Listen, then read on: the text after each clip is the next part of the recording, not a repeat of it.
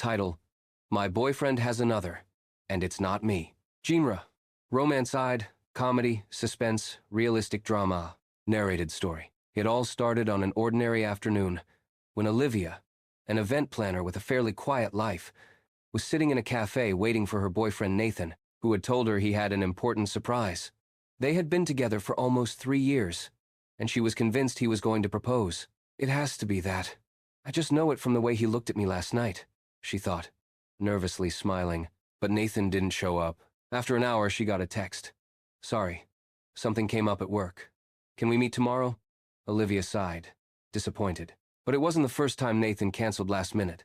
He worked in advertising, had crazy hours, and always said he was burned out from stress. The next day, Olivia decided to surprise him at work with homemade cookies and a handwritten note. She went up to the 10th floor with excitement, but what she saw froze her in place.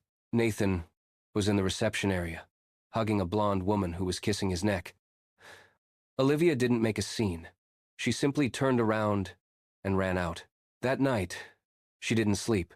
She thought about calling him, screaming, blocking him, but something inside whispered, "Don't act without proof."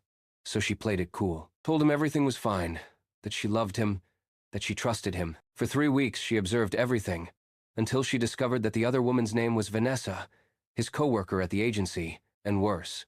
She lived with him on weekends when Nathan claimed to be on work trips. But here's the twist. Olivia wasn't as naive as Nathan thought. She used her skills as an event planner for something she had never done before, to plan a fake engagement party, where she invited mutual friends, and also Vanessa. The night of the event, in an elegant venue decorated with lights and white flowers, Nathan arrived happy, with a ring in his pocket. He was ready to propose. He didn't know Vanessa had also been invited as a special guest. When he walked in and saw both women facing him, he knew the game was over. What is this?" he stammered. "This," Nathan Olivia replied, grabbing the microphone, "is the last event I'll ever plan for you. Congratulations. You've been the star of a double life.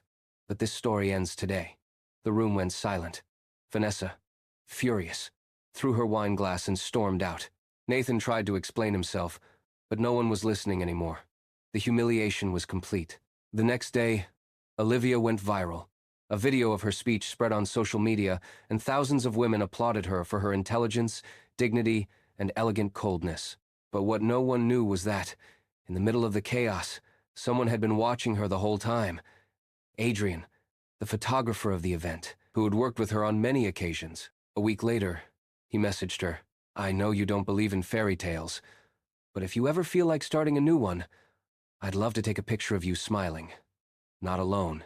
And just like that, in the middle of the mess, Olivia realized that sometimes God closes doors, so you'll notice the windows you had never looked through before. Final reflection.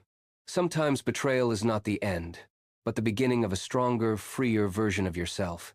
The truth, even when it hurts, sets you free. And real love might be where you least expect it. The end.